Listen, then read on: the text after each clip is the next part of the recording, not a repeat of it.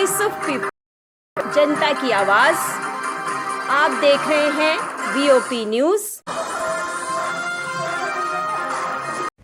अपना political agenda से जो है भारतीय जनता पार्टी ने प्रमोट किया इस रैली के बाद, और उनको साथ मजाक हुआ पब्लिक का किसी तरीके से साजगार पॉलिटिकल रैली करने के लिए नहीं कहा जा सकता। भारतीय जनता पार्टी ने जन संवाद रैली की जम्मू कश्मीर, बहुत सारी उम्मीदें थी यहाँ के लोगों को कि इस रैली में जम्मू कश्मीर के अवाम के समस्याओं का समाधान करने के लिए कुछ फैसले लिए जाएंगे, कुछ आश्वासन दिए जाएंगे। लेकिन जम्मू कश्मीर के लोगों का एक भी मसला इस रैली में चर्चा तक में नहीं आया। सबसे बड़ा मसला ये था कि नौजवानों के साथ जो एक खिलवाड़ हो रहा है SRO 202 के नाम, इसके बारे में बात की जाएगी। और उम्मीद इसलिए भी ज्यादा थी क्योंकि हिंदुस्तान के टॉप लीडर्स जिनकी हुकूमत है वो यहां रैली कर रहे थे। SRO 202 एक नौजवान की जुबान पे है कि इसको अबॉलिश किया जाना चाहिए, रिवोक किया जाना चाहिए। इसके ऊपर कोई बात नहीं की। टोल प्लाजा की वजह से जम्मू के कश्मीर के लोग आहत हैं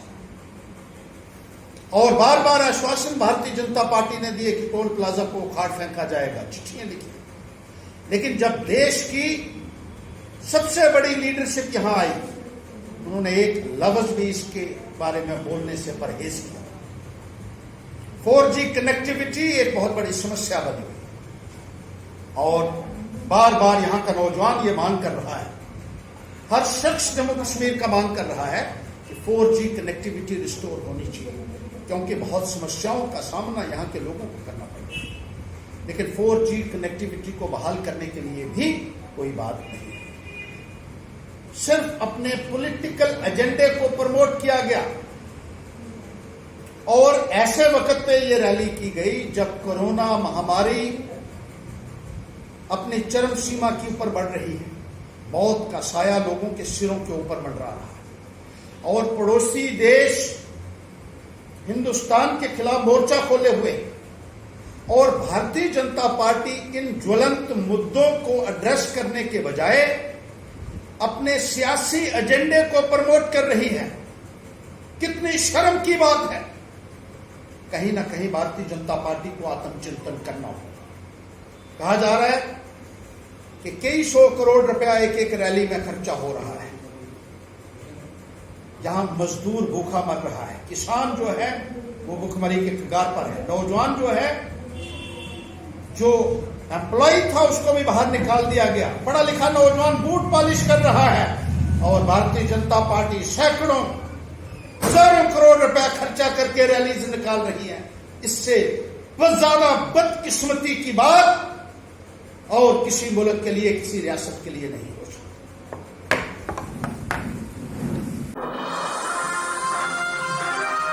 कोई और गल नहीं कर सकता क्योंकि मेरे को सिस्टम नहीं है रिपेयर करने का।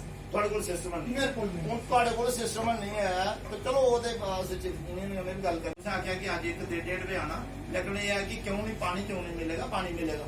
ਇਹ ਹੈ ਤੁਸੀਂ ਉਸ ਦਿਨ ਸੁਣਾਇਆ ਆਪਣੀ ਸ਼ੁੱਕਰਵਾਰ ਦੀ ਗੱਲ ਹੈ, ਲੇਕਿਨ ਇਹ ਹੈ ਕਿ थोड़े समझा रखे करना वो उसी रिपेयर करना से मेरे को कोई भी ऐसा सिस्टम नहीं है कि मैं रिपेयर कर सकता। ਤੇ ਫਿਰ ਉਹਦੇ ਲੋਕੀ ਪਾਣੀ ਨਹੀਂ ਮਿਲਦਾ। सिस्टम नहीं है, ये पाइप जड़ी प्लास्टिक की लगी हुई है, इसी रिपेयर करने से मेरे को कोई सिस्टम नहीं है। और ये मैं हायर अथॉरिटीज को इन्फॉर्म कर छड़े कि कहते इन्हें असं आख्या हा ईरा ने भी वो कोई ध्यान नहीं दे करते हैं। मेरा जिन्ना रोल है मैं अपना काम घरे करना है, ठीक है। अगर दूसरी पाइप कोई फटी दी है वो इमीडिएटली मैं रिपेयर कराई सकता। ਨਹੀਂ ਇਹ ਕੋਲ ਅੰਡਰ ये ईरा वाले ने लगाई दी है। ਤੁਸੀਂ ਆਖਦੇ ਕਿ ਜਿਹੜਾ ਆਖਦੀ ਹੈ ਕਿ ਇਹ ਜਿਹੜੀ ਹੈ ਅਸਾਂ ਜਿਹੜੀ ਹੈ जी बताइए, जो आज डेपुटेशन मिलने आया, पानी की काफ़ी प्रॉब्लम है गवर्नमेंट में, तो क्या कहेंगे, क्या प्रॉब्लम है इनकी? हाँ सर, ऐसा है कि ये जो एरिया है ये छन्नी रामा में पड़ता है, जहाँ पे छन्नी रामा में ट्यूबवेल है वहाँ से ये पाइप लगी हुई है। ईरा वालों ने ये पाइप लगाई और ये प्लास्टिक की पाइप है, आम पाइपों से डिफरेंट है। इसको हम HDPE पाइप बोलते हैं। बाकी एरिया जब बहुत बड़ा है इसका छन्नी रामा का, वहाँ पे तो चलो कोई सप्लाईज की प्रॉब्लम नहीं है, लेकिन चूँकि ये पाइप की एक्सपर्टाइजी जो है वो ईरा वालों के पास ही है। हमारे पास ना तो कोई एक्सपर्ट टीम है इसके लिए और ना ही हमारे पास कोई ऐसा इंस्ट्रूमेंट है इसको रिपेयर करने के लिए, तो लिहाजा ये तो रिपेयर इसकी जो है वो ईरा वालों ने ही करनी है। और काफ़ी दिन से हमने बोला भी है और अपने जो हायर ऑफिसर्स हैं उनको भी अप्राइज करवाया हुआ है। सप्लाईज यहाँ की थोड़ी डिस्टर्ब हो रही हैं, तो अभी ये तो ईरा वालों ने ही करना है। अगर मेरे पास कोई इसका अल्टरनेटिव कोई एक्सपर्ट टीम होती तो डेफिनेटली मैं इमीडिएटली करवा देता। तो तब तक हमने इनको बोला है कि जब तक ये सिस्टम थोड़ा ठीक नहीं हो जाता है तो जो कोई टैंकर वगैरह के थ्रू हम सप्लाई दे सकते हैं वो इनको बोला हुआ है, तो टैंकर्स वगैरह हम प्रोवाइड कर रहे हैं। और ये टैंकर्स जो हैं इनको जो नॉर्मल रूटीन में हम 2 टैंकर देते हैं उसके अलावा और भी बोले हुए हैं कि जो आपको टैंकर्स चाहिए जब तक ये मसला हल नहीं होता।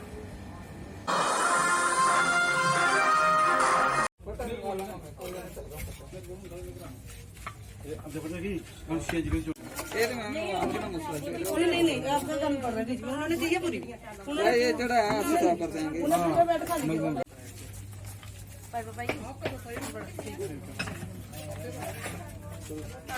आज वार्ड नंबर 47 में ओपी टेंट हाउस में आज ये लेन का काम, टाइलिंग का काम शुरू हो गया।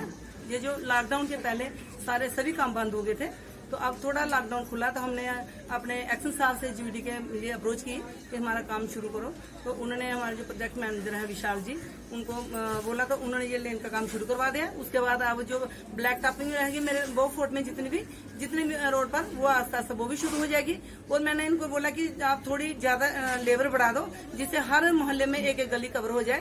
तो मैं सभी अपने भाई बहनों से यही रिक्वेस्ट करती हूँ कि आप तंग ना पड़े कि हमारी गलियों का काम क्यों नहीं हो रहा है। ये आस्ता आस्ता बारिश के पहले हो जाएगा, बारिश नहीं होगी तो ये सारा काम कंप्लीट हो जाएगा। और मेरे साथ हमारे डिस्ट्रिक्ट के सेक्रेटरी विवेक जी और हमारी भारती जी जो डिस्ट्रिक्ट महिला मोर्चा की तरफ से ट्रेजर सेल की ये सेक्रेटरी है, और सुषमा जी मंडल की तरफ से, और हमारे एक ये सुषमा जी है, एक टिक्का जी है। ये हमारे अपने सारे सीनियर कार्यकर्ता हैं जो मेरे पहाड़ के हैं, तो ये सभी मेरे साथ मिलकर सभी काम करवा रहे हैं। मैं इनका बहुत धन्यवाद करती हूँ और सभी भाई बहनों से ये अपील करती हूँ कि काम ये अब कंटिन्यू चलता रहेगा।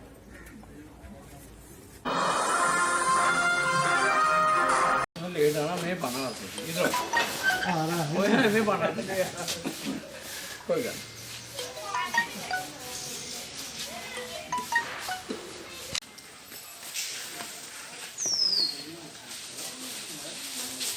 इधर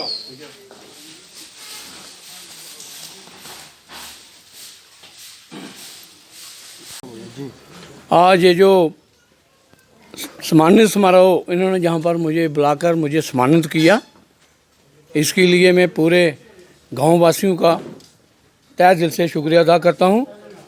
और साथ में एक ये भी अपील करता हूं कि मैं जो काम यहाँ पर हमने किया हुआ है पीछे इस महामारी में, ये मेरा एक दायित्व बनता था, मेरा फ़र्ज बनता था। मैंने किसी के ऊपर एहसान नहीं किया, लेकिन आपने मुझे वोट दिए हैं इसलिए मैंने काम किया। लेकिन आगे भी जिस तरीके के साथ मैं काम करता हूं उसी तरीके के साथ आगे करता रहूँगा। ज़्यादा कुछ ना कहता हुआ मैं लोगों से फिर यही अपील करूँगा कि कोरोना वायरस में जितने भी लोग सम्मानित किए गए हमारी स्टेट में, उन्होंने खासकर अपनी जान की परवाह किए बिना जो काम किया है वो कोई किसी के ऊपर एहसान नहीं किया। मैंने तो आपसे वोट लिए हैं, मैंने वैसे भी काम करना था, लेकिन महामारी आने से मैं ज़्यादा प्रभावित हुआ क्योंकि मेरे इलाके में कोई ऐसा केस ना निकले। लेकिन ऊपर वाले की दया से मेरी वार्ड में कोई ऐसा कोरोना वायरस का कोई भी केस नहीं निकला है। इसके लिए मैं अपने स्टाफ, जितना भी मेरा जो म्यूनसिपैलिटी का स्टाफ है, उसका भी वारी हूँ। साथ में मैं कमिश्नर मैडम का, जिन्होंने पूरे इक्विपमेंट मुझे दिए, पूरा सामान मुझे मुहैया कराया, जिसकी वजह से आज हमारी वार्ड जो है सुरक्षित है। इसी के साथ ज़्यादा कुछ ना कहता हुआ मैं इन लोगों का बहुत ही आभारी हूँ जिन्होंने मुझे यहाँ पर बुलाकर मेरा मान सम्मान किया। और साथ ही में एक बात भूल गया, वाटर कूलर मैंने यहाँ पर अनाउंस किया हुआ था पहले, लेकिन आज मैं पूरा पक्के तरीके के साथ यहाँ पर आया हूँ। उसकी अलाटमेंट हो गई है, प्लेटफार्म 4-5 दिन में जहाँ भी आपने लगवाना है वो तैयार कीजिएगा। उसके बाद जहाँ पर वाटर कूलर जो है वो आपको सौंप दिया जाएगा। उसकी जो जमावारी होगी वाटर कूलर की, वो आपकी कमेटी की होगी, क्योंकि लोग जो शरारत करते हैं, ख़राब कर देते हैं चीज़ें, उसकी जो भी जमावारी होगी वो आपकी होगी। मैं मीडिया का बहुत बहुत स्वागत करता हूँ कि आज जो हमारी सेरेमनी थी वो जहाँ पे आए हुए हैं। बाकी आपने जो बात करी है डेवलपमेंट की, मेरी एक पूरी कोशिश रहेगी कि मैं सबसे पहले अपने जो सभी वार्ड मेंबर्स उसमें एक्स वाइस प्रेसिडेंट हैं, एक्स प्रेसिडेंट हैं, मैं उन सबको साथ लेके अपने सभी मेंबर्स को, ईओ को साथ लेके शहर में जितनी भी डेवलपमेंट है और उनको डेवलपमेंट को करवाने का प्रयास करूँगा। इस समय हमारे सामने जो सबसे बड़ी चुनौती है वो ये है कि एक बरसात आने वाली 10 दिन बाद, ठीक है, बरसात आने वाली है। हमारी जो ड्रेनेज हैं वो खाली नहीं है। मैंने ईओ साहब को 15-20 दिन पहले बोला था कि एक बड़ी जेसीबी हायर करके जो नाले वगैरह जितने भी हैं, जहाँ पे हमें मुश्किल आएगी, फिर बाद में हमें परेशानी होगी, लोग परेशान होंगे, मैंने इनको कहा है कि एक जेसीबी हायर करके बाहर से उन नालों को खाली करवाया जाए। उसके बाद जो डेवलपमेंट की बात है, हमारी पिछले 6 महीने से कोई हाउस की मीटिंग नहीं हुई है और अभी जल्दी ही हम हाउस की मीटिंग बुला के जो डेवलपमेंट के कार्य हैं वो हमारे कुछ अभी 26 लाख के वो टेंडर लगने वाले हैं, इन सभी को करवाने का पूरा प्रयास करें। डीएसपी ने अपील की है, देखो ट्रैफिक इस समय आपको पता ही है, कोरोना महामारी का समय चल रहा है, तो लोगों को खुद चाहिए कि वो ट्रैफिक को लेके खुद ध्यान दें। कोई ऐसा जैसे ज़्यादा लोग गाड़ी लेके बाजार में आ जाते हैं, फिर हमारा जो ट्रैफिक डिपार्टमेंट वो क्रेन से उठा के गाड़ी ले जाता है, फिर हमें उनको भी परेशानी होती है, हमें भी परेशानी। इस चीज़ों को खुद ध्यान रखना होगा। और मेरी यही से अपील है लोगों से कि अपनी गाड़ियाँ घर में रखें। बाजार में आपने आना है तो पैदल आएँ, कोई इतना नहीं है, सैर भी हो जाती थोड़ा, तो पैदल आएँ बाजार में, तो गाड़ियाँ कम निकालने में। दुकानदार जो इंक्रोचमेंट की बात की है, हम अभी देखो आपको पता ही है, जैसे नवंबर महीने के बाद हमारी मीटिंग नहीं हुई है, तो सारा सिस्टम कोरोना की वजह से ठप पड़ा था। उसके बाद जो हमारे जितने भी सफाई कर्मचारी हैं जो कोरोना सेंटर है वहाँ पे लगे हुए थे, हमारी खुद की जो म्यूनसिपैलिटी है, हमारी जो वार्ड हैं, वार्ड के जो एरिया हैं, वहाँ पे हम सफाई नहीं करवा पा रहे थे।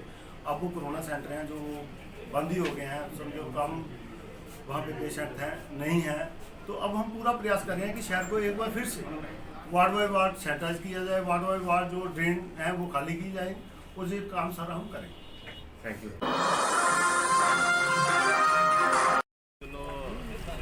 नया एक इलेक्शन का प्रोसेस यहाँ पर हुआ था और मार्च के महीने में नए प्रेसिडेंट और वाइस प्रेसिडेंट की इलेक्शन हुई थी, लेकिन उसके बाद एडमिनिस्ट्रेशन इंटायर जो सरकार थी वो पूरी बिजी हो गई और कोरोना को लेकर से अभी तकरीबन मुझे लगता है 2-2.5 महीने के बाद सेरेमनी हुई।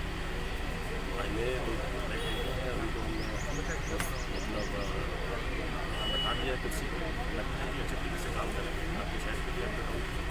सर जो विकास का गति जो अब उसमें तेजी आएगी, क्योंकि पहले तो पूरी एडमिनिस्ट्रेशन बिजी थी, कोरोना को लेकर के बहुत सारी जो समस्याएं थी उनको लेकर के पूरी एडमिनिस्ट्रेशन बिजी थी। अब तो मुझे लगता है हम भी थोड़े से फ्री होते जा रहे हैं और ये लोग भी आ गए हैं और ये एज ए टीम काम करेंगे।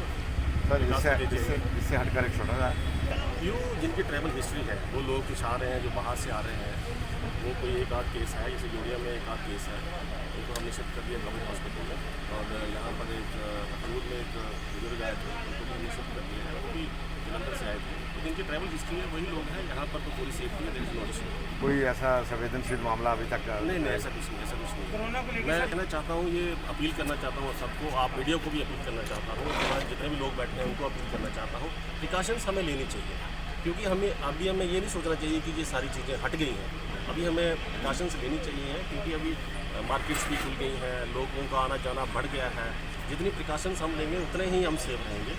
और मैं ये अपील करना चाहता हूँ, सारे लोग इसको अपने माइंड में रखें, सिर्फ एडमिनिस्ट्रेशन की चीज़ें नहीं छोड़ दें, हम सारे लोग आगे आए, सारे लोग इसमें पार्टिसिपेट करें और ये सोच के चलें कि ये हम सब की जिम्मेदारी है और सब जिम्मेदारी समझ करके इस चीज़ से बचें, घरों में रहें।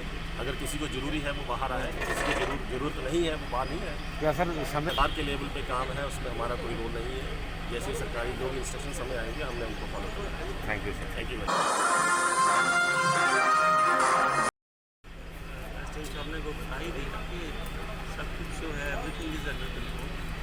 इस टाइम हमारी जो मेन थ्रेट है, परसीव थ्रेट भी है और रियल थ्रेट भी है, वो कोरोना की। और जैसे एसडीएम साहब ने अपील किया सबको, इस टाइम सबसे बड़ी सुरक्षा की लड़ाई जो है वो अगेंस्ट कोरोना ही है। तो मैं भी आपके लिए आपके थ्रू यही अपील करता हूँ सबको कि प्लीज़ जो भी हमारी प्रिकॉशंस हैं, जैसे सोशल डिस्टेंसिंग है, वेयरिंग ऑफ मास्क है, आप उसको स्ट्रिक्टली फॉलो करें। और उसके साथ साथ जहाँ तक हो सके, जब तक बहुत ज़्यादा ज़रूरी ना हो, आप अपने बुजुर्गों का ख्याल रखें, बच्चों का ख्याल रखें। और sanitation all around your house, जहाँ पर भी आप करना है, शहर है, बाज़ार है, गाँव है, उसका थैंक यू। बाकी किसी चीज़ की दिखाने की कोई जरूरत नहीं है। United we state and we fight it. Traffic के लिए पिछले हफ्ते में मैंने स्पेशल ट्रेन जो है जम्मू से हायर की हुई है, और बाज़ार के अंदर जितने भी शॉपकीपर्स हैं उनके साथ पर्सनली अपील किया था कि आप अपनी दुकान के आगे अननेसेसरी पार्किंग ना होने दें। आइडिया ये कि जब बाज़ार के अंदर जब खुला होगा वो ज़्यादा, तो ही सोशल डिस्टेंसिंग के लोग आ रहे हैं अपना खरीदारी करने के लिए, मर्चेंडाइज करने के लिए। और अभी आप आने वाले टाइम में ये चीज़ एक बार को वार्न किया है, अगर नहीं होता है तो जिस शॉपकीपर के आगे बहुत सारी बाइक लगी है उनके खिलाफ भी हम FIR करवाएंगे। और अब नए प्रेसिडेंट साहब आज आए हैं, कुर्सी पे बैठे हैं, तो इनसे भी हम तवज्जो रखते हैं कि ये भी अपना एरिया जो है बाज़ार का एस्टिमेट जो है इसके अंदर कुछ नई चेंज लाने की कोशिश करेंगे, नए आइडियाज़ लाएंगे। लोकल है, लोकल रिप्रेजेंटेटिव है, लोगों के साथ बात भी करेंगे और उनको समझाने की कोशिश करेंगे कि मार्केट एरिया एटलीस्ट जो है वो सारा फ्री हो, उसमें कोई रिस्ट्रिक्शन ना हो। रॉन्ग पार्किंग के खिलाफ हम सख्त कार्रवाई कर रहे हैं। एवरी डे 5 से 10 गाड़ियाँ सिर्फ अखनूर से उठ रही हैं रॉन्ग पार्किंग में, वो हाई कोर्ट से ही उठ रही हैं। Thank you. आज यहाँ पर हमारे कलाकार जो महेंद्र पाल जी एक्सपायर हो गए थे 6 महीने पहले, उनकी बेटी की शादी है, तो हम सब कलाकार इकट्ठे होकर उनको सम्मान दे रहे हैं कुछ, और उनकी हेल्प के लिए सारे कलाकार आए हैं। और मुझे बड़ी खुशी हो रही है कि ये कलाकारों का एक पहला कदम है जो अच्छाई की तरफ आया है, और इससे समाज में बड़ा अच्छा मैसेज आता है कि हम सबको एकता में इकट्ठे होकर रहना चाहिए। और जो ये महामारी है, इससे हम लोग तभी उभर सकते हैं जब हम सब इकट्ठे होंगे, जब हम सब एक होंगे। हमें एक दूसरे की मदद करनी चाहिए, और मदद करने से हर मसले हल होंगे। तो मैं बड़ा धन्यवादी हूँ ये जो एसोसिएशन बनी है इनकी, तो इनको बड़ी मुबारकबाद देता हूँ कि, और ये दुआ करता हूँ कि सब इकट्ठे होकर चलें और मिलकर रहें।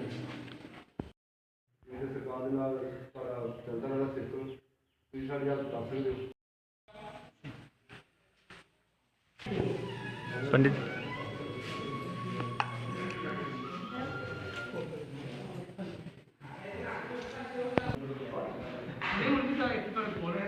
सबको मेरा प्रणाम। जितने भी आर्टिस्ट कलाकार भाई यहाँ बैठे हुए हैं, तो सबको पहला मकसद साढ़ा इ'यै कि कलाकारी अस करनी, और कौन कीता हा मेरे को नंबर ਤੁਸੀਂ ਗੱਲਾਂ ਬੋਲੀਓ ਸਾਡੇ ਤੱਕ ਪੁੱਛੀਏ ਨਾ।